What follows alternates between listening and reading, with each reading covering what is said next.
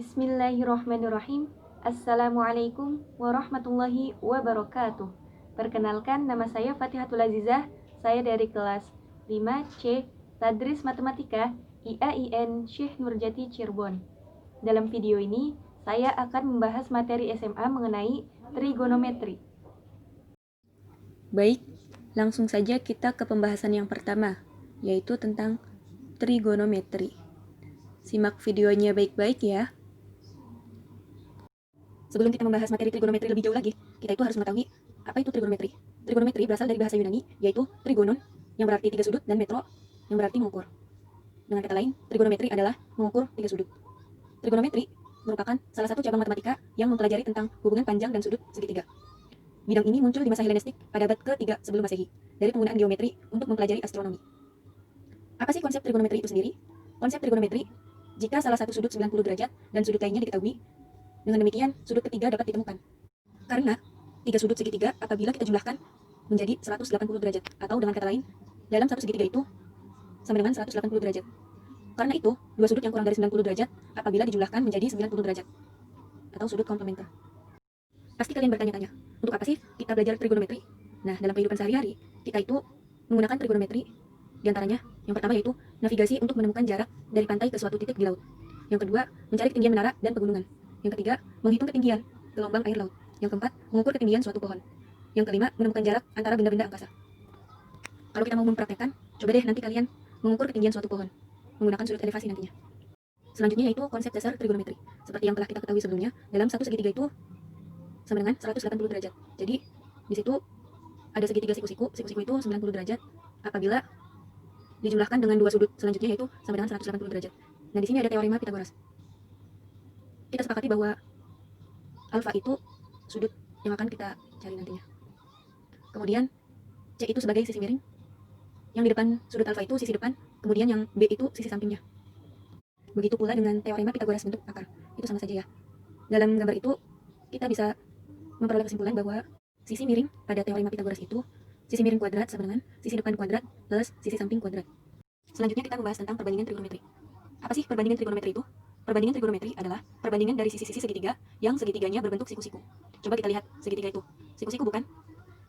Nah, dua sisi yang saling tegak lurus itu membentuk sudut 90 derajat. Kemudian dua sudut lainnya yaitu merupakan sudut lancip. Dari segitiga siku-siku tersebut, kita bisa memperoleh kesimpulan bahwa sisi miring itu sisi yang berada di depan sudut 90 derajat. Kita sepakati juga bahwa di depan sudut alfa itu sisi depan dan di sampingnya itu sisi samping. Untuk memudahkan kita dalam memahami perbandingan trigonometri ini, kita bisa menuliskan demi itu untuk sin, sami itu untuk cos, dan desa untuk tan. Maksudnya yaitu sin theta sama dengan depan per miring, cos theta sama dengan samping per miring, dan tan theta sama dengan depan per samping. Nilai perbandingan trigonometri sudut istimewa pada kuadran 1. Di sini kita lihat bahwa ada segitiga sama sisi.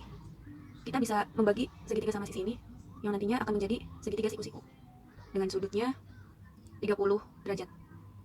Kemudian di sebelahnya yaitu ada persegi. Persegi ini kita bisa menggunakan diagonal bidang akan menjadi segitiga siku-siku dengan sudutnya 45 derajat. Dari slide sebelumnya kita bisa memperoleh gambar itu sudut 30 derajat dan 60 derajat, kemudian sudut 45 derajat. Coba kita terapkan ke sudut istimewa kuadran 1. Misal sin 30 derajat. Tadi sin itu adalah depan per miring. Di depan sudut 30 derajat yaitu 1 dan miringnya itu 2. Jadi sin 30 derajat sama dengan 1 per 2. Kemudian kita cos 60 derajat, coba lihat. Cos 60 derajat. Cos itu rumusnya samping per miring.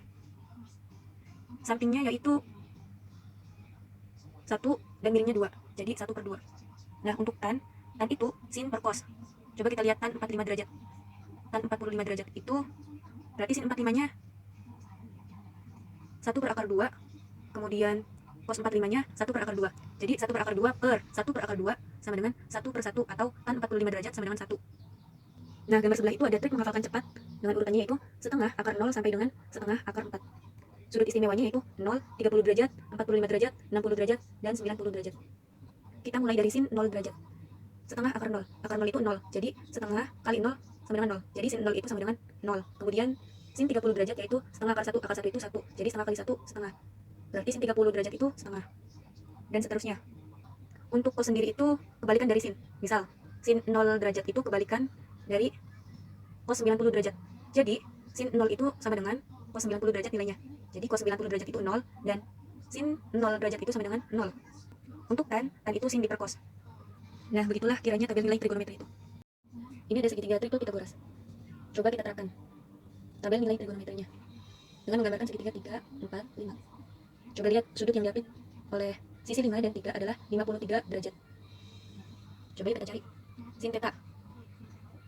Kita cari yang 37 derajat dulu. Berarti kita sepakati depannya 3, sampingnya 4, dan miringnya 5. Sin 30 derajat yaitu sin, belum nih, depan per miring. Depannya 3 dan miringnya 5, jadi 3/5.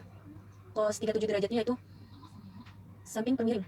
Sampingnya 4, miringnya 5, jadi 4/5. Kemudian tannya sin diperkos 3/5 per 4/5. 4/5 nya ke atas jadi 5/4. 5 habis, kemudian jadi 3/4. Begitu pula dengan, kemudian kita terapin ke theta 53 derajat.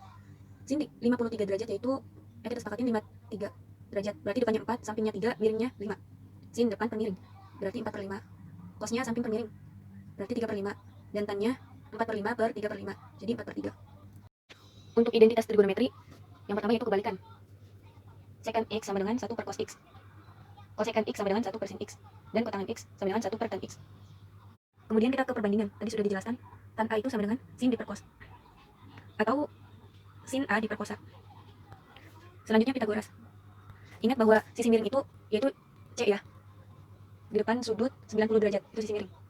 C kuadrat sama dengan A kuadrat plus B kuadrat. Atau sisi miring kuadrat sama dengan sisi depan kuadrat plus samping kuadrat. Kemudian semuanya kita bagi dengan C kuadrat. Dihasilkan A kuadrat per C kuadrat plus B kuadrat per C kuadrat sama dengan C kuadrat per C kuadrat. Sama dengan A per C kuadrat plus B per C kuadrat sama dengan 1. Jadi, coba kita lihat sudut theta.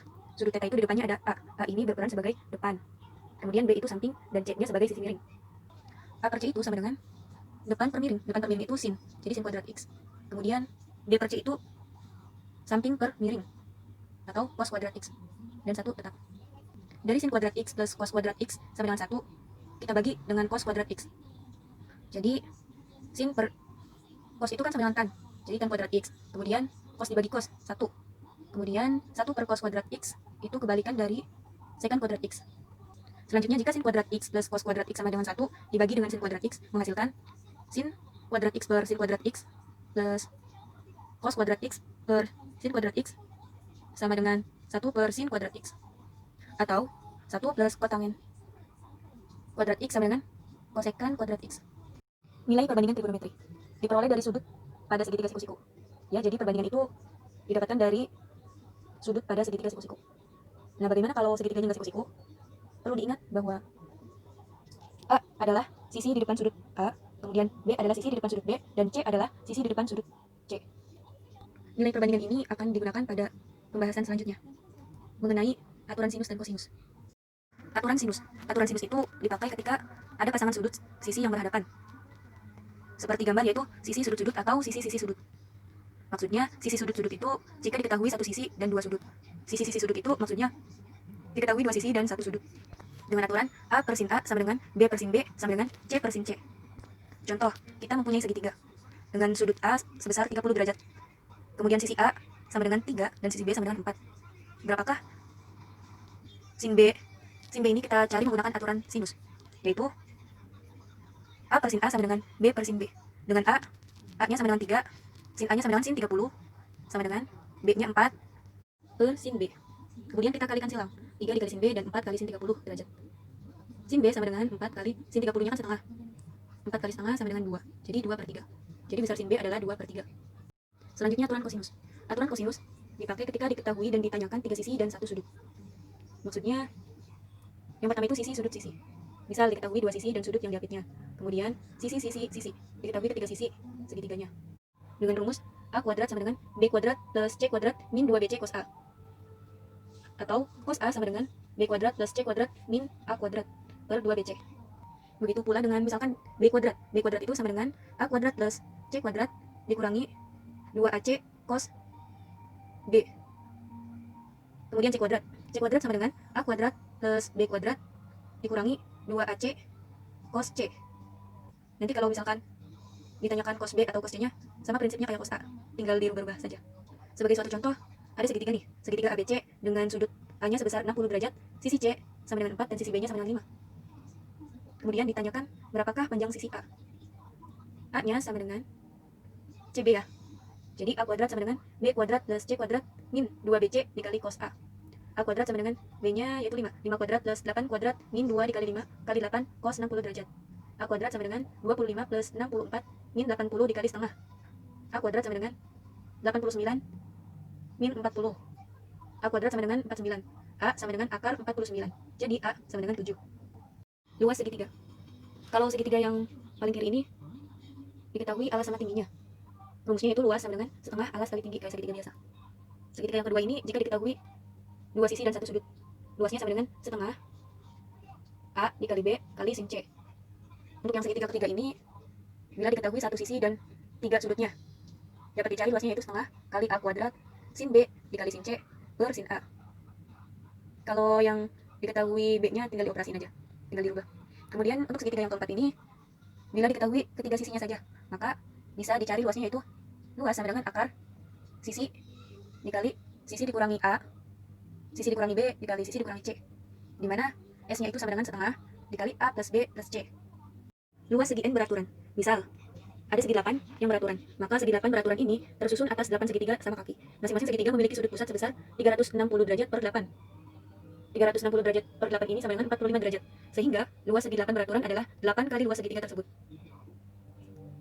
Bisa kita cari luas dan keliling segi N beraturan ini dengan rumus sudut pusatnya yaitu 360 derajat per N. N ini maksudnya banyaknya ya. Tadi kan 8 tuh, jadi 45 derajat. Kemudian luasnya sama dengan N dikali setengah R kuadrat dikali sin kali 360 derajat per N. Kelilingnya juga bisa dicari dengan keliling sama dengan N kali R akar 2 dikali 1 dikurangi cos 360 derajat per N. Misal kita mempunyai segi 12, berarti sudut pusatnya yaitu 360 per 12 ya, sama dengan 30 derajat itulah. Nanti kita tinggal menyesuaikan dengan segi berapanya N-nya tuh. Diberikan contoh soal yaitu segitiga ABC dengan sudut A sama dengan 30 derajat, sisi C sama dengan 6 dan sisi B sama dengan 8. Ditanyakan luasnya.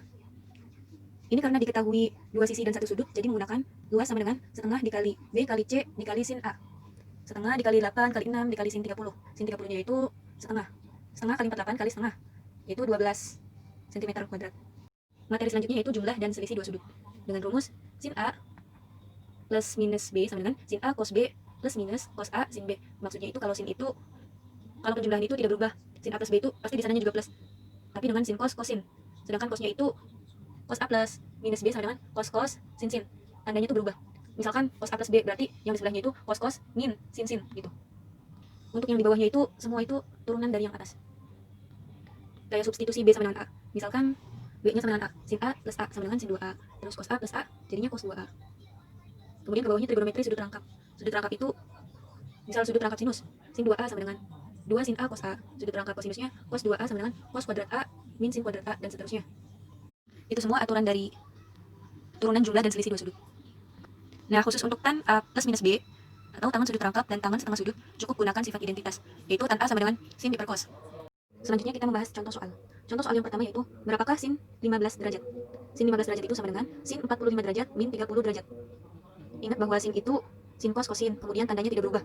Jadi sin 45 derajat dikali cos 30 derajat min cos 45 derajat dikali sin 30 derajat sama dengan setengah akar 2 dikali setengah akar 3 min 1 setengah akar 2 dikali setengah sama dengan 1/4 akar 6 dikurangi 1/4 akar 2.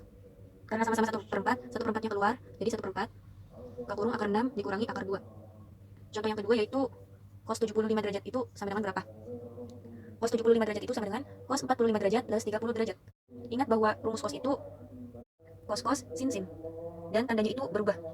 Jadi cos 45 derajat dikali cos 30 derajat min sin 45 derajat dikali sin 30 derajat sama dengan setengah akar 2 dikali setengah akar 3 min setengah akar 2 dikali setengah sama dengan 1/4 akar 6 dikurangi 1/4 akar 2. Karena sama-sama 1/4, jadi 1/4-nya itu dikeluarkan, jadi 1/4 kali akar 6 min akar 2.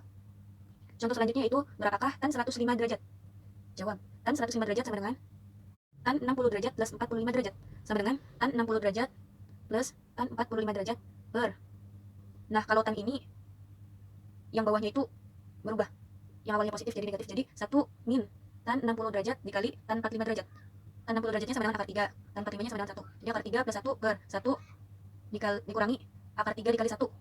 Didapatkan akar 3 plus 1 atau 1 plus akar 3 per 1 dikurangi akar 3. Nah, karena kayak gitu, jadi kita gunakan rasionalisasi bentuk akar. Rasionalisasi penyebut bentuk akar. Jadi, ini kan penyebutnya 1 min akar 2. Jadi, kawannya yaitu 1 plus akar 3. Jadi, 1 plus akar 3 per 1 min akar 3 dikali 1 plus akar 3 per 1 plus akar 3. Sama dengan 1 plus 2 akar 3 plus, kan akar 3 dikali akar, jadi akarnya hilang jadi plus 3. Per 1 kali 1, 1 min plus min akar 3 dikali akar 3, 3. Jadi 1 min 3 sama dengan 4 plus 2 akar 3 per min 2 atau min 2 dikurangi akar 3.